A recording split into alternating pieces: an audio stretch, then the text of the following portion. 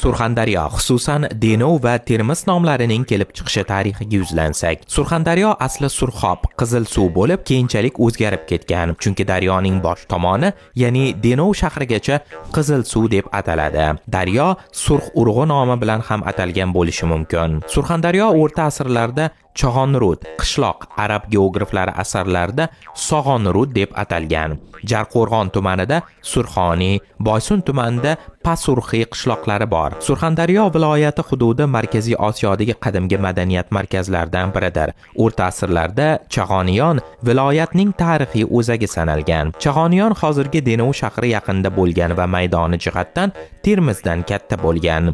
Denov esa asli Dexinav, ya'ni yangi qishloq ma'nosida keladi. Arab geografi Muqaddasiy ma'lumotiga ko'ra, Sig'oniyonda 16 mingga yaqin qishloq bo'lgan. Tarixchi Hofiza Abruning yozishicha, Termiz Aleksandr Makedonskiy tomonidan qurilgan va dastlab Tamarastxa, ya'ni Baxtricha, narigi sohildagi manzil ma'nosini anglatgan. Termiz shahri nomi asrlar davomida Tarmat, Termet, Tarmit, Termit, Tarmis, Tirmis va hatto Domat shakllarida yozilgan bo'lsa, Yevropa manbalarida Aleksandriya, Dimitras, Yevgrov Detiyani deb atalgan. Sharq manbalarida esa Termiz Madinat ur-Rijol, ya'ni mardlar shahri tarzida ham uchraydi.